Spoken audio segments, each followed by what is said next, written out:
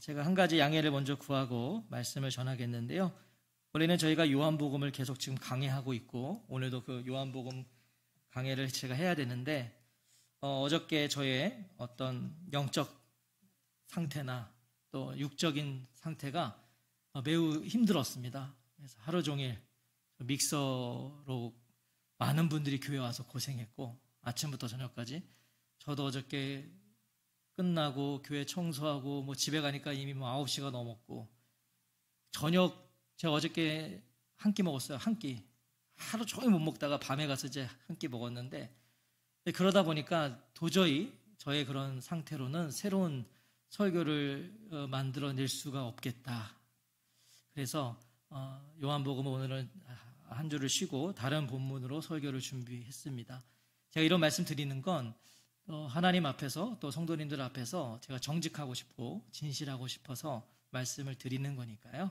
양해해 주시고 저를 위해서도 좀 기도해 주세요. 제가 잘 감당할 수 있도록. 어제는 우리 전도사님도 그렇고요. 너무 힘들었어요. 너무. 아침부터. 그래서 이따가도 제가 설교하면서 말씀을 이렇게 드리겠지만 참 저 믹서가 교체된 게요. 정말 은혜롭게 된 겁니다. 하나님 은혜로 된 거니까 그런 마음으로 함께 해주시고요. 어떻게 소리가 잘 들리시나요? 예. 저는 믹서를 바꿔서요. 되게 지금 편하네요. 이렇게 작게 얘기해도 뭔가 잘 들리는 것 같고 제가 막 소리를 높이지 않아도 잘 들리는 것 같아서 좋은 것 같습니다. 예, 그럼 이 시간 우리 함께 나눈 하나님 말씀 보겠습니다. 오늘은 마가복음입니다. 마가복음 6장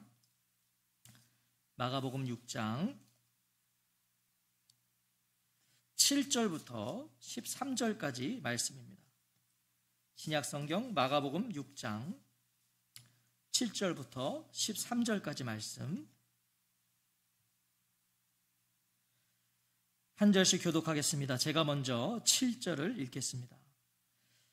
12제자를 부르사 둘씩 보내시며 더러운 귀신을 제어하는 권능을 주시고 명하시되 여행을 위하여 지팡이 외에는 양식이나 배낭이나 전대의 돈이나 아무것도 가지지 말며 신만 신고 두벌옷도 입지 말라 하시고 또 이르시되 어디서든지 누구의 집에 들어가거든 그곳을 떠나기까지 거기 유하라.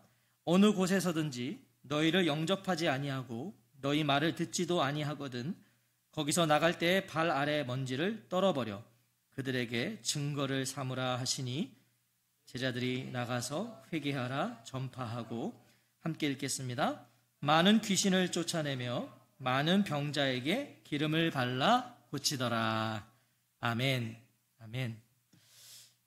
시간 저는 둘씩 보내시며 라는 제목으로 하나님 말씀 전하겠습니다. 우리가 복음서를 보면 마태, 마가, 누가, 요한복음 이 복음서를 보면 제자들, 특히 12제자들의 역할을 확인하게 됩니다. 12제자들의 역할들. 예수님의 부르심을 받은 이 12제자의 처음 역할은 부르심 받았을 때의 그 처음 역할은 자신들을 부르신 예수님과 함께 있는 것이었습니다. 그게 제자들의 역할이었어요. 예수님과 함께 있는 것. 자, 그것이 제자들이 할 수 있는 역할이었고요. 제자됨의 가장 중요한 자세였습니다. 제자는 스승과 함께 있는 거잖아요. 그러니까 우리가 선생님이라고 해서 다 스승이라고 여기진 않아요. 수많은 선생님들을 거쳤지만 다 스승이라고 말하지 않는다는 거죠. 적어도 저는 그래요. 저에게 영향을 줬고 저에게 가르침을 줬고 저에게 어떤 큰 어떤 변화들을 가져온 분들을 저는 스승이라고 말합니다. 우리 교회도 선생님들이 2분 계시는데 그런 스승이 되셨으면 좋겠어요. 자, 그럼 제자가 누굽니까? 제자는 따르는 자고요. 배우는 자고요. 닮아가는 자입니다. 스승을 닮아가는 거죠. 자, 그러니까 따르고 배우고 닮아가는 자이기 때문에 함께 할 수밖에 없는 거예요. 스승과 함께 하는 거죠. 그런데 오늘 본문부터는 이 제자들의 역할이 바뀌는 것을 볼 수 있어요. 처음에 부르셨을 때 제자들의 역할은 함께 있는 것이었는데 오늘 본문에부터는 역할이 바뀌어요. 7절을 보시면 12제자를 부르사 둘씩 보내시며 더러운 귀신을 제어하는 권능을 주시고 제자들을 부르셨던 예수님은요 6장에서, 오늘 이 6장에서 처음으로 보내십니다. 제자들을 부르셨거든요. 그리고 지금까지 함께 했어요. 근데 오늘 6장에서 처음으로 이 제자들을 보내신다는 거예요. 마가복음 3장에는요, 이런 제자들의 역할 변화가 이미 예고되어 있습니다. 마가복음 3장 14절과 15절을 보시면, 이에 12를 세우셨으니 이는 자기와 함께 있게 하시고 또 보내사 전도도 하며 귀신을 내쫓는 권능도 가지게 하려 하심이러라. 이미 이것이 예고되어 있어요. 보내시는 게. 예수님과 함께 있는 것이 제자들의 부르심이었습니다. 제자들은 그래서 늘 예수님과 함께 했고요, 예수님을 따라다녔어요. 그런데 그것이 다가 아니라 이제 뭐예요? 보내사 전도도 하며. 보내심, 이 보내심이 예수님이 제자들을 부르신 목적이었다는 것이죠. 보내시기 위해 부르셨던 거예요, 예수님은. 그리고 오늘 때가 되어서 이제 보내시는 거죠. 제자는요, 증인입니다. 제자는 예수님의 증거예요. 그래서 그리스도인은 모두가 전도자입니다. 우리 전도자예요. 전도하러 올 때나 전도할 때만 전도자가 아니라 그리스도인은 삶 자체가 전도입니다. 그래서 우리의 삶이 뭐라고 그러는 거예요? 살아있는 전도지다. 이런 마음으로 사셔야 되는 거예요. 내가 살아있는 전도지다. 내가 살아있는 그리스도의 증거다. 증인이다. 이 제자들을 부르시고 세우셨던 예수님은 이제 곁에 있던 그 제자들을 전도자로 보내십니다. 7절을 제가 다시 한번 읽어볼게요. 12제자를 부르사 둘씩 보내시며 더러운 귀신을 제어하는 권능을 주시고. 갑작스러운 보내심에 제자들 어리둥절하지 않았을까요? 지금까지 예수님과 함께 있었거든요. 함께 있어야 됐어요. 그런데 갑자기 보내시니까 이 제자들이 얼마나 어리둥절했겠어요. 아직 제자들은요, 이렇게 보내심을 받을 준비가 되어 있지 않았습니다. 우리가 복음서의 제자들을 보면요, 사실은 참 형편없어요, 제자들이. 예수님을 계속 따르고 있었지만 이 제자들이요, 예수님이 뭐만 행하시면 그걸 이해를 못했어요. 끊임없이 저가 누구이기에, 그가 누구이기에 이렇게 질문하며 따라갔던 자들이 제자들이었거든요. 그런 면에서 제자들은 준비가 되어 있지 않았어요. 그런데도 예수님은 보내십니다. 무엇을 의미할까요? 준비되어 있지 않은 제자들인데도 보내셨다. 이것은 준비는 내가 하는 것이 아니라는 거죠. 준비는 주님이 하신다는 거예요. 그러니까 우리가 봤을 때는 준비가 되어 있지 않지만 주님은 보내시는 거예요. 준비는 주님이 하실 거니까. 우리는 자주 내가 준비한다고 생각합니다. 그래서 이런 말들을 해요. 교회에서도 저도 사역하면서 어떤 것들을 권면하거나 부탁드리거나 뭐 사역이나 직무를 이렇게 말씀드릴 때 많은 분들이 하는 말이 제가 아직 준비가 안 돼서요. 목사님, 제가 아직 부족해서요. 무슨 녹음기 틀듯이 다 이걸 얘기하세요. 자, 이건 굉장히 겸손해 보입니다. 제가 준비가 안 돼서요. 부족해서요. 겸손해 보여요.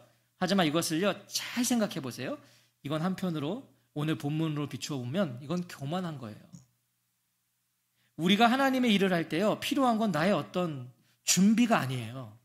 하나님의 일을 할 때 우리에게 필요한 건 어떤 준비가 아니라 오늘 12절처럼 제자들이 나가서입니다. 주님이 보내셨을 때 제자들이 나가서 뭐예요? 순종이었단 말이에요. 주님의 일을 할 때 필요한 건 준비가 아니라 순종이란 말이에요. 보내시니까 가는 겁니다. 우리가 비록 아직 준비가 되어 있지 않았고 부족하고 연약해도요, 순종하면 하나님이 우리를 준비시키신다는 거예요. 순종하면 하나님이 우리의 준비가 되어주신다는 거예요. 그래서 부족한 우리를 통해서 하나님을 드러내시는 거고, 연약한 우리를 통해서 하나님의 알통을 보여주시는 거예요, 하나님이. 이게 복된 인생 아닐까요? 나는 부족하지만 내가 순종했더니 하나님 드러나시는 거예요. 하나님의 알통이 하나님 보여주시는 거예요, 사람들에게. 하나님의 힘과 능력을 보여주시는 인생. 그보다 복된 인생이 어디 있겠어요? 저는 그 은혜를 누리는 저와 성도님들이 되시기를 축복합니다. 순종하시는 거예요, 순종. 예수님은 12제자를 둘씩 짝지어 보내세요. 질문이 생겨요. 왜 둘씩 보내셨을까? 제자들을 보내시면 되거든요. 근데 왜 둘씩을 짝지어 보내셨을까? 구약성경 신명기 17장 6절에 보면 이렇게 말씀합니다. 죽일 자를 두 사람이나 세 사람의 증언으로 죽일 것이요 한 사람의 증언으로는 죽이지 말 것이며 신명기 19장 15절도 이렇게 말씀해요. 사람의 모든 악에 관하여 또한 모든 죄에 관하여는 한 증인으로만 정할 것이 아니요 두 증인의 입으로나 또 세 증인의 입으로 그 사건을 확정할 것이며. 자, 이거 무슨 말씀이시죠? 당시 증거의 신빙성을 높여주는 것은 증인이 필요했어요. 그러니까 신빙성을 높여주는 증인의 최소 단위가 둘이었다는 거예요. 적어도 둘이 가야 증인이 되었다는 것이죠. 예수님께서는요, 제자들 서로가 증인이 되게 하시기 위해 둘씩 보내신 거예요. 서로가 증인이 되게 하시기 위해서. 자, 그런데 그냥 보내지 않으세요? 오늘 성경을 보세요. 그냥 보내신 것이 아니라, 그냥 둘씩 보내신 것이 아니라 더러운 귀신을 제어하는 권능을 주시고 보내세요. 그냥 보내신 게 아니라 더러운 귀신을 제어하는 권능을 주시고 보내셨다. 에베소서 6장 12절의 증언이에요. 우리의 싸움은 인간을 적대자로 생각하는 것이 아니라, 상대하는 것이 아니라 통치자들과 권세자들과 이 어두운 세계의 지배자들과 하늘에 있는 악한 영들을 상대로 하는 것이다. 뭐예요? 우리의 싸움은 인간을 적대자로 상대하는 게 아니라, 우리의 적은 인간이 아니라 통치자들과 권세자들과 이 어두운 세계의 지배자들, 하늘의 악한 영들, 이게 우리의 적이라는 거죠. 그리스도의 증거가 되어야 되는 이 세상, 우리가 살고 있는 이 세상은요, 어두움입니다. 세상은 어두워요. 갈수록 어두워져 가고요, 점점 타락해져 가는 게 세상이에요. 예수님 환영하지 않습니다. 예수님을 환영하지 않아요, 세상은. 제가 기사 하나 봤어요. 기사.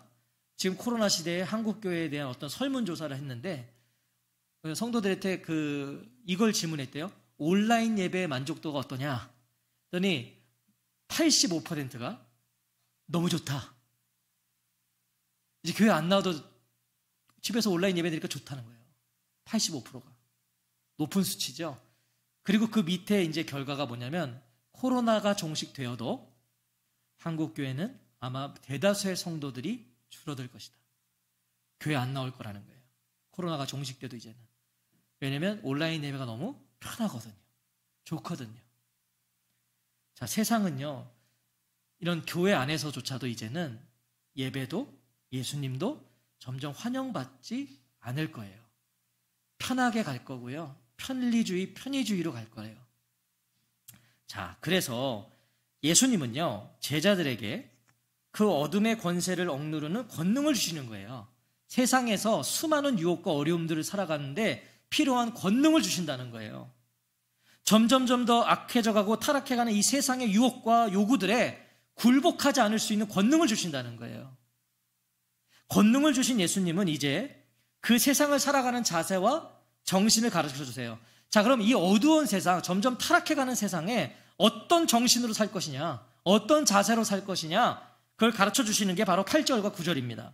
명하시되 여행을 위하여 지팡이 외에는 양식이나 배낭이나 전대의 돈이나 아무것도 가지지 말며 신만 신고 두벌옷도 입지 말라 하시고. 전도를 떠나는 제자들의 여정을 뭐라고 말씀하세요? 여행이라고 말씀하세요. 여행이다. 말 그대로 지금 전도 여행을 가는 거예요. 제자들이 전도 여행. 자, 여행 좋아하시죠? 여행을 싫어하시는 분도 있나요? 여행. 우리가 좋은 여행, 만족스러운 여행을 가려면 뭘 잘해야 될까요? 준비를 잘해야 됩니다. 준비를 잘한 만큼 여행이 좋아요. 그래서 저희는 뭐 해외나 이런 여행 갈 길이 있으면 저희는 절대 자유여행을 가지 않습니다. 저희는 그걸 준비하는 게 너무 힘들거든요. 저희는 패키지로만 가요. 패키지로 가야 준비가 잘 돼 있어요. 준비가 잘 돼 있을 만큼 여행이 좋단 말이에요. 그런데 오늘 본문 보세요. 예수님은 준비하지 말라고 그러세요. 갖추지 말라고 그러세요. 이거 무엇을 말씀하시는 걸까요? 먼저 여기서 여행. 이 여행은 길이라는 장소적 의미와 행위를 나타내는 생활의 방식, 행동 양식을 의미해요. 이 여행은. 자, 그렇다면 오늘 이 말씀은요, 그저 짧은 전도 여행에만 국한된 게 아니에요. 길이라는 의미니까, 생활 방식이니까, 어떤 행동 양식이니까. 자, 이것은 짧은 전도 여행에만 국한된 말씀이 아니라 그리스도인, 바로 전도자들의 삶의 여정을 말하는 거예요. 우리들의 삶의 생애를 말하는 거예요. 그 길에서의 생활 방식, 행동 양식을 의미하는 것이 오늘 이 본문이죠. 본문의 제자들이 보내심을 받은 전도 여행은 짧은 여행이었어요. 제자들은 지금 이제 보내심 받고요, 시간 얼마 되지 않아 다시 돌아와요. 짧은 전도 여행이었어요. 자, 그럼 예수님이 준비하지 말라는 것은 어차피 짧으니까 대충 준비해서 다녀오라는 거 아니겠죠. 어차피 너네 금방 올 거니까 대충 준비하고 가라, 이게 아니실 거예요. 우리 인생이 긴 것 같지만 짧습니다. 우리 박 권사님 인생이 긴 것 같지만 짧으시죠? 네, 맞아요? 제가 1부 때 고영수 집사님, 우리 이제 1부에 60대 고영수 집사님한테, 집사님 인생이 긴 것 같지만 짧으시죠? 했더니 짧아요. 그래, 짧아요. 나이가 들면 들수록 그게 실감이 되신다면서요? 인생이 긴 것 같지만 짧습니다. 하나님의 시간표 안에서는 더욱 그래요. 하나님의 이 영원이라는 시간 속에서 우리의 인생은 점 하나잖아요. 아무것도 아닌 거예요, 우리 인생이. 하나님의 시간표에서는요. 영원의 점, 이게 우리 인생이란 말이죠. 짧아요. 성경은 그래서 우리가 뭐라 그랬어요? 나그네다, 또 세월을 아껴라, 이런 말씀들을 하시는 거잖아요. 그런데 오늘 우리의 생활 방식을 보면 마치 이 땅에서 영원히 살 것처럼 준비하며 살아가는 거예요. 여기가 다인 것처럼 살아요. 그렇게 살아갈 것을 우리는 요구받아요, 오늘도. 세상에서. 그리고 그걸 요구해요. 영원히 이 땅에서 살 것처럼. 먹고 사는 일이 전부가 되어버려요. 자, 먹고 사는 일은요, 중요한 일이에요.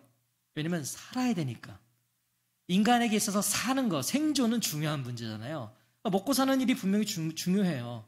그런데 마치 그것이 이 땅의 전부인 양 살아간다는 거죠. 현재에 충실한 삶은 중요해요.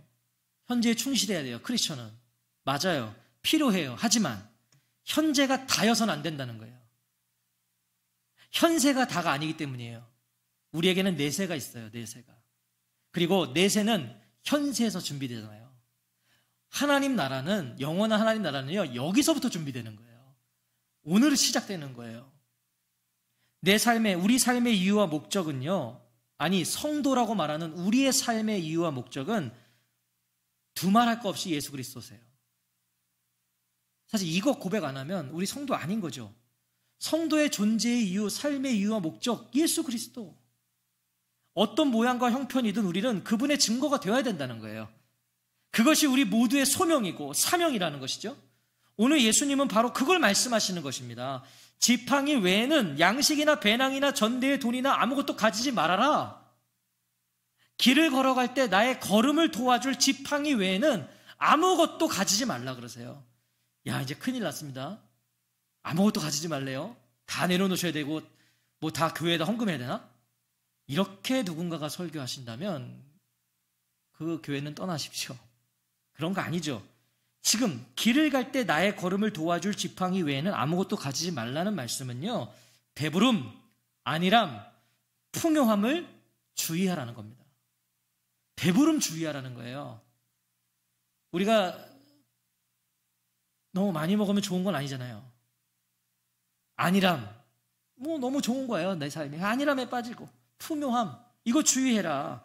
자, 우리가 솔직히 말해서 이것들이 오늘날 교회와 성도들을 부패시키고 타락시키는 촉진제 같은 거 아닌가요? 배부른 거. 오늘날 목회자들이 왜 이상한 짓을 하는 거죠? 왜 죄를 져요? 배부르니까, 등 따스니까. 교회가 조금만 커도 목회자들이 좋은 차를 타고 싶어하고. 왜요? 그거 끌고 나가면 대우받거든요. 어디 가면. 배부른 거예요. 시선이 그저 이 세상에 고정되어 있으니까, 예수님을 위해 그 어떤 희생과 포기도 해보지 않았으니까, 그리고 하지 않으니까, 예수님을 위해서 내가 조금도 희생해 본 적이 없고 포기를 해본 적이 없다면 나의 신앙의 걸음을 돌아봐야 돼요. 문제 있는 거예요. 자, 이어서 뭐라고 말씀하시죠? 신만 신고 두보로 또 잊지 말라 그러세요. 자, 이건 무슨 의미일까요? 사치하지 말라는 거예요. 허영을 조심하라는 거예요. 예수님의 말씀은 쉽게 말해서요, 이것입니다. 나를 바라보라는 거예요, 예수님은. 예수님의 보내심을 받은 전도 여행에서 진정 우리가 바라보고 붙잡고 의지하고 신뢰해야 할 것은요, 세상의 그 무엇이 아니라 예수님이셔야 된다는 거예요. 예수님 보고 살라는 거예요. 너희들 이 신, 두보롯, 전대 이런 거 보지 말고 예수님 보고 살라는 거예요. 양식이나 배낭이나 전대의 돈이나 아무것도 가지지 말며 두보롯도 잊지 말라. 자, 이거 뭘 전제하는 거죠? 지금 예수님 뭘 전제하셨기 때문에 양식이나 배낭이나 전대의 돈이나 아무것도 가지지 말고 두보롯도 잊지 마라 라고 말하셨다는 건 뭘 전제가 된 거예요? 하나님이 도우신다. 하나님이 책임져 주신다. 이게 전제된 거잖아요. 예수님 이걸 전제하셨기 때문에 너희들 양식이나 배낭이나 전대의 돈이나 아무것도 가지지 말고 두보롯도 잊지 마. 왜? 하나님이 도우신다. 이 믿음과 고백이 있는 저와 성도님들이 되시기를 축복합니다. 이 고백이 있으셔야 돼요. 하나님 도우신다. 하나님 책임져 주신다. 우리 인생에 가장 필요한 것은 양식이 아닙니다. 우리 인생에 가장 필요한 것은 배낭과 전대의 돈과 두보롯이 아닙니다. 우리에게 필요한 것은 하나님의 도우심입니다. 하나님이 도우셔야 됩니다. 하나님이 도우셔야 가질 수 있고, 하나님이 도우셔야 그것이 유지될 수 있고, 하나님이 도우셔야 그것이 나의 것이 될 수 있는 것이지, 하나님이 불어버리시면 날아갈 것이고, 하나님이 움켜쥐시면 다 사라져버릴 것들이에요. 자, 그런데 왜 우리는 그것을 놓칠까요? 하나님이 도우셔야 되는데 왜 우리는 그걸 놓치고 살까요? 왜 이런 마음을 우린 자꾸만 잊어버리고 살까요? 이유는 하나예요. 우리가 그만큼 하나님께 의존되어 있지 않기 때문이에요. 우리가 그만큼 하나님께 의존되어 있지 않은 거예요. 하나님께 의존되어 있지 않으니까 그냥 내 방식대로 사는 거예요. 그러니까 자꾸만 잊어버리고 사는 거죠. 하나님의 도우심이 필요하다. 하나님의 도우심이 가장 중요하다. 전부다. 이 사실을 자꾸 놓치는 거예요. 의존되어 있지 않으니까. 생각해 보세요. 하나님 바라보고 하나님을 의지할 때 우리는 하나님의 도우심, 하나님의 먹여주심, 하나님의 입혀주심을 알 수 있는 거예요. 그분께 의존되어 있을 때. 예수님은 제자들이 이러한 생활 방식과 행동 양식으로 주어진 그 전도 여행에 임하기를 바라시는 것입니다. 자, 예수님 이어서 또 말씀하세요. 10절과 11절을 보시면 또 이르시되 어디서든지 누구의 집에 들어가거든 그곳을 떠나기까지 거기 유하라. 어느 곳에서든지 너희는 영접하지 아니하고 너희 말을 듣지도 아니하거든 거기서 나갈 때의 발 아래 먼지를 떨어버려 그들에게 증거를 삼으라 하시니. 제자들이 전도여행을 떠나서 어디서든지, 자, 즉 하나님이 원하시는 곳이라면 어디든지 가서 누구의 집에 들어가거든 그곳에 떠나기까지 거기 머물러 있으라는 거예요. 왜? 거기 하나님 보내신 거니까. 자, 이거 무슨 말이냐면요. 쉽게 말하면 더 좋은 집이 있어도 지금 내가 머물고 있어요. 전도자로. 근데 내가 지금 머물고 있는 집보다 더 좋은 집이 있어도 나는 지금 화장실이 밖에 있는 집에 머물고 있는데 옆집은 화장실이 안에 있는 집이에요. 좋은 집이에요. 그렇다 하여도 옮기지 말라는 거예요. 하나님이. 거기 있으라는 거예요. 불편해도. 그 주어진, 보내진 그 자리에 있어라. 왜? 전도자니까. 증거니까. 거기 있으라는 거예요. 하나님 거기에 보내셨으니까. 자, 보십시오. 우리의 사명은요, 모두 예수 그리스도를 전하고 증거하는 증인들이 되는 겁니다. 이게 성도의 사명입니다. 동일합니다. 우리의 역할은 다릅니다. 직분은 다릅니다. 그러나 우리의 사명은 동일해요. 그리스도의 증거가 되는 거예요. 증인이 되는 거예요. 그러면 우리는 모두 가정과 직장을 내려놔야 될까요? 그리고 다 거리로 나가야 됩니까? 증인으로, 전도자로? 아니죠. 오늘 말씀을 보면서 이런 생각이 들었어요. 지금 제자들은 전도를 위해 자신들이 머물 집에 있습니다. 전도를 위해서 자신들이 머물 집에 있어요. 그럼 오늘 저와 성도님들에게 그 집은 어디인가요? 우리가 머물고 있는 집. 우리가 지금 보내심을 받아서 전도자로서 우리가 머물고 있는 집은 어디일까요? 우리의 가정이고 직장일 수 있고 우리의 일상 속에서 우리가 거하게 되는 모든 곳이죠. 우리 삶의 전 영역이 우리가 머물 집이에요. 지금 전도자들로 그곳에 보내심을 받았다는 거예요. 비록 내가 마음에 안 들어도 내가 지금 머물고 있는 나의 삶의 영역이 나에게 흡족하지 않아도 하나님이 우리를 그쪽으로 보내셨단 말이에요. 그래서 힘든 거예요. 내 마음대로 간 게 아니라 나의 마음과는 다른 하나님의 보내심 속에 살아가는 거. 그래서 어려운 거예요. 그러나 예수님께서 우리를 그 길로 부르셨고 그 길로 우리를 보내셨다는 거예요. 그러면 비록 힘겹고 답답하고 막막하지만 우리가 주어진 그 자리, 우리가 머물고 있는 그 집, 의미가 있다는 거예요. 하나님 보내셨으니까. 우리가 머물 집인 우리의 가정, 우리의 직장, 우리의 삶의 영역이 비록 내 마음에 들지 않아도 의미가 있다는 거예요. 하나님 보내셨으니까. 이것을 깨달은 사람은요, 인생의 이 전도 여행 중에, 우리 인생의 이 생애의 여행 중에 이것을 깨달은 사람은 어떤 소유나 어떠한 상황으로 의미를 찾지 않아요. 나를 보내신 예수님 안에서 의미를 발견하는 거예요. 그 자리가 어디든. 주님이 나를 보내셨다는 걸 알기 때문에 의미가 있다는 거예요. 그래서 오늘 나의 자리가 어디든 상관없이 모든 자리가 의미가 되는 거고, 그렇다면 힘들어도 그 길을 가야 한다는 것입니다. 내 마음에 안 들어도 나는 그 길을 가야 되는 거예요. 그곳이 어디든 예수 그리스도의 증거로 서 있어야 되는 거예요. 예수 그리스도를 드러내야 된다는 거예요. 그것이 우리가 우리의 삶의 터전에서 해야 할 가장 가치 있고 고귀한 일입니다. 내가 있는 주어진 자리에서, 보내신 그 자리에서 그리스도를 증거하는 것, 하나님의 사람들로 서 있는 것, 이것보다 고귀한 일은 없다는 거예요. 자, 그럼 이제 우리는 각자의 자리에서 어떤 모습으로 서 있어야 될까요? 그럼 우리는 어떤 모습으로 서 있어야 되는가? 그게 12절과 13절입니다. 제자들이 나가서 회개하라 전파하고 많은 귀신을 쫓아내며 많은 병자에게 기름을 발라 고치더라. 자, 먼저 우리가 이제 해야 할 일은 뭘까요? 우리가 주어진 그 자리에서 우리가 해야 될 일은 회개를 선포하는 겁니다. 우리의 전도 여행에서 외쳐야 될 것은 회개입니다. 회개. 무엇으로? 삶으로 회개를 외쳐야 된다는 거예요. 우리의 삶으로.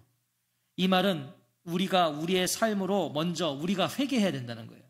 주어진 그 자리에서 하나님의 백성답게 회개하는 삶, 날마다 하나님께로 돌이켜야 된다는 거예요. 우리의 삶을. 자꾸만 세상을 향하여서 나아가는 우리의 삶을 하나님께로 돌이키는 거. 회개는 돌이키는 거잖아요. 날마다 이게 있어야 돼요. 그런 예수 그리스도의 증거가 된 우리의 삶을 통해서 회개가 일어나야 되는 거예요. 우리 주변에. 영적인 각성이 일어나야 되는 거예요. 우리의 삶을 통해서. 우리의 모습을 통해서. 아, 맞다. 저렇게 사는 게 맞지. 아, 내가 지금 잘못된 길을 가고 있구나. 내가 저 사람 옆에만 있으면 왜 이렇게 부끄러워지지? 이런 각성, 이런 각성이 일어나야 된다는 거죠. 똑같아서는 증거가 될 수 없어요. 어둠에서 우리가 증거가 되려면 빛이 돼야 돼요. 자, 그리고 많은 귀신을 쫓아내며 라고 말씀해요. 이것은 세상의 가치와 기준들, 세속의 유혹들의 거리를 두며 살아가라는 거예요. 타협하지 말고 우리에게 주어진 전도 여행을 뚜벅뚜벅 걸어가라는 것이죠. 그리고 많은 병자에게 기름을 발라 고치더라. 무엇입니까? 정말 소외된 사람들, 변두리 인생들, 모든 것을 가진 것 같지만 가장 중요한 것을 가지지 못한 사람들, 예수를 가지지 못한 사람들, 그들의 친구가 되어야 된다는 거예요. 예수를 가진 자하고만 친구하면 안 되고 예수를 가지지 못한 자들의 친구가 되어줘야 된다는 거예요. 사랑하는 성도 여러분, 세상에서 이 세대에서 이런 삶을 살아가는 거, 지금 계속 우리가 나누었던 이 제자들의 보내심을 받은 제자들의 삶을 살아가는 것을 얼마나 힘든지 잘 알고 있어요. 힘들죠. 저도요, 잠시지만 그 길을 가봤으니까, 저도 세상에서 살아봤으니까, 그 직업을 해봤으니까. 하지만 목사가 되고 교회 안에 있다고 덜 힘들까요? 뭐 좀 덜 힘들어요. 성도님들에 비하면 덜 힘들 것 같아요. 왜냐하면 성도님들은 세상에서 살아가야 되고, 저는 거의 교회 안에 있고 믿는 자들이 주로 제 곁에 있고, 저는 안 믿는 사람보다 믿는 사람을 더 많이 만나잖아요. 어쩔 수 없이. 그러나 목사도요, 똑같아요. 왜냐하면 목사도 세상을 사니까, 저도 세상에서 이 시대를 사니까 목사에게도 유혹이 있고 욕심이 생기고 가지고 싶고 누리고 싶고 똑같아요. 유혹은 똑같다는 거예요. 그러나 분명 교회 안에 있는 저보다 교회 밖 세상에서 살아가는 성도님들이 더 힘들어요. 어려워요. 치열하게 살아가시는 성도님들이 더 힘드시죠. 저는 마음을 다해 응원을 드려요. 그리고 기억해 주세요. 성도님들의 그 힘겹고 때로는 외로운 그 전도 여행의 길이, 지금 주어진 그 생애가 힘들지만 어렵지만 우리 주님이 원하신다는 거예요. 그걸.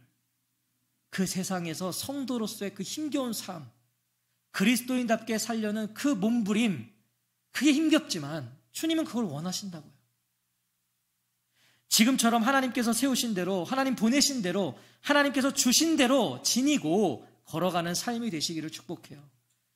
그 자리에서 신실하십시오. 충실하세요. 그리고 무엇보다 그 길은요, 나 혼자 걷는 것이 아님을 잊지 마세요. 나 혼자 걷는 게 아니에요. 오늘 본문에 뭐라고 그러세요? 둘씩 둘씩 보내시며.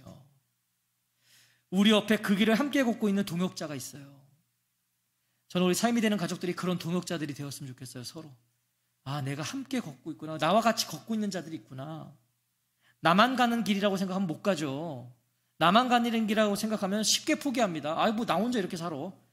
아, 뭐 나만 이렇게 유별나게 살아. 못 갑니다. 그러나 그 길을 함께 가는 자가 있다면, 같이 치열하게 그 길을 걷는 자가 있다면 갈 수 있어요. 갈 수 있어요. 함께 끌어주고 싸매주고 그 길을 걸어갈 수 있다는 거예요. 저는 어저께 그와 비슷한 경험을 했어요. 그 은혜를 경험했어요. 교회가 믹서를 교체했어요. 그 일에 우리 현석이와 전도사님이 헌신해 줬어요. 현석이는 믹서를 선정하고 주문하는 일부터 헌신해 줬어요. 우리 교회의 상황에 어떤 게 좋을까? 가격이나 여러 가지들을 고민하며 현석이가 주문을 했고요. 전도사님은 토요일임에도 어제 먼 길을 왔어요. 와서 하루 종일 있다 갔어요. 정말 하루 종일이 걸렸어요. 그뿐만이 아니에요. 제가 현석이와 함께 섬기던 이전에 교회에 있던 청년도 함께 왔어요. 그 청년도 이제 저걸 할 줄 아니까 같이 와서 현석이와 아침부터 저 작업을 했어요. 그뿐만이 아니에요. 그 교회의 음향을 담당하시는 집사님까지 달려와 주셨어요. 제가 그 교회 떠난 지 6년이 넘었어요. 근데 그분이요, 자기 교회도 아니에요, 여기. 근데 달려오셨어요. 여기 잘 안 된다 그러니까 그 전화 한 통화 받더니 저도 없는데 오셨어요. 오셔서 제가 왔을 때까지 몇 시간을 저기서 이거 해주시는 거예요. 생각해보세요. 그분이 우리 교회 오실 이유가 없어요. 왜 와요, 그분이 우리 교회를? 자기네 교회도 아닌데 왜 자기가 와서 몇 시간을 여기서 헌신하냐고요. 그럼에도 달려와서요, 몇 시간을 음향 작업하시고요, 저녁도 못 드시고 가셨어요. 요즘 뭐 대접할 수가 없으니까. 목사님 갈게요. 그리고 가시더라고요. 왜요? 왜 그러셔야 될까요? 그분이 자신의 교회도 아닌데 왜 그런 희생을 하셨을까요? 왜 그런 수고를 하셨을까요? 그분이? 저 어제 집에 가서 깨달았어요. 주님이 보내신 거구나. 아, 주님이 보내신 거구나. 동행해 주라고, 가서 힘이 되어 주라고, 가서 함께 걸어 주라고 주님이 우리에게 보내셨던 거예요. 그리고 그분은 그 보내심을 순종해서 잘 감당하고 가셨어요. 어저께 우리 뒤에 있는 우리 소리찬 가정에 등록 신방을 다녀왔어요. 그 길을 가는데 아내와 운전해서 가는데요, 참 우리 성도님 가정이 우리 교회를 주일마다 오는 그 길을 저는 역으로 간 거잖아요. 참 이 길을 오시는구나. 자기네 동네도 아닌데 이 길을 운전해서 오시는구나. 그러고 보니까 우리 교회는 다 그렇게 오는 거예요, 지금. 저기 이한이네도 그렇게 오고, 왕십리에서도 그렇게 오고, 다 그러고 오는 거예요. 경기도 광주에서 오고, 우리 일부 예배 때 혼성 집사님 왔어요. 그렇게 오시는구나. 왜요? 보내셨으니까. 주님이 보내시니까 순종해서 이렇게 오시는구나. 그러면서 어제 너무 힘들었어요. 저도 막 한 끼도 못 먹고 있었으니까 하루 종일. 그리고 집에 갔는데 그 우리 교회 와서 헌신하는 그 사람들, 그렇게 먼 길을 늘 매주 운전해서 오는 우리 성도님들을 생각하니까 아, 그게 교회구나. 그게 공동체구나. 어제 제가 정말 다시 한번 새롭게 깨달은 거, 아, 교회는 어떤 지도자가 세우는 게 아니구나. 교회는 목사가 세우는 게 아니구나. 교회는 성도님들이 세우는 거구나. 성도들이 세워가는 거구나. 그걸 깨닫게 됐어요. 다시 한번. 교회는 돈으로 세워지는 곳이 아니에요. 저거요, 돈 주면 하면 돼요. 업체 불러도 하면 돼요. 업체 불러도 하면 돈 많이 주고 하면 자기들이 하겠죠. 그러나 교회는 그런 곳이 아니라는 거예요. 너무 감사한 거예요. 어제 아침부터 저녁까지 서로 머리를 쥐어 뜯으면서 저걸 하시는 거예요. 그게 교회구나. 돈으로 세워가는 곳이 아니구나. 교회는 함께 세워지는 곳이구나. 땀과 눈물과 헌신과 희생으로 세워져가는 공동체가 교회구나. 둘씩 보내시며 하나님 보내시는 거예요. 필요한 곳에 보내시는 거예요. 섬겨야 될 곳에 보내시는 거예요. 저는 삶이 되는 교회가 함께 걷는 공동체가 되었으면 좋겠어요. 그렇게 함께 걸어가는 거예요. 작은 일에도 함께 하는 거고요. 함께 울고 함께 웃는 거예요. 고단한 인생길에서 힘이 되어주는 서로가 되었으면 참 좋겠습니다. 힘들어도 교회에 오면 서로 얼굴 보면 힘나는 거야. 아, 그래, 나 같이 가는 이 사람들이 있잖아. 이 힘이 되는 거예요. 서로 얼굴을 마주하고요, 어깨를 나란히 하고요, 보폭을 맞추면서 주님을 향해 걸어가는, 주의 부르심과 보내심에 거룩한 도구가 되는 저와 성도님들이 되시기를 주의 이름으로 축원합니다. 어제 소망이 생겼어요. 하나님, 사실 우리 다 하나님 보내신 거죠. 삶이 되는 교회가 되라고 보내셨어요. 왜? 교회는 건물이 아니니까. 우리가 여기 있으니까 교회잖아요. 하나님 보내셨어요. 삶이 되는 교회 되라고. 자, 그러면 어제 제가 새롭게 이제 가진 소망은 뭐냐면, 하나님, 이제 저희들이 어제 그렇게 막 다른 교회지만 와서 섬기는 그 모습 보면서, 하나님, 우리도 보내주세요. 저희들이 할 수 있는 게 있다면, 저희들 도움이 필요한 곳이 있다면, 하나님, 우리도 이제 보내주세요. 가서 우리도 이름 없이 빛도 없이 섬기고, 내 교회처럼, 네 교회 내 교회가 아니었어요. 내 교회처럼 와서 섬기는 거예요. 그리고 목사님 갈게요. 그리고 가는 거예요. 그냥 목사보다 낫더라고요. 성도님들이 목사보다 낫더라고요. 우리 교회가 그런 교회 되었으면 좋겠어요. 그거 사람이 많다고 할 수 있는 거 아니에요? 지금도 우리는 할 수 있어요. 가서 너희들 저기 가서 저거 도와줘라. 그럼 가는 거예요. 그게 큰 교회입니다. 그게 위대한 교회입니다. 둘씩 보내시며, 하나님, 우리 교회 그렇게 되게 해달라고. 우리 그리고 보내실 때 순종하는 자들이 되게 해달라고. 그런 기도의 소원들이 있기를 간절히 소원합니다. 아멘.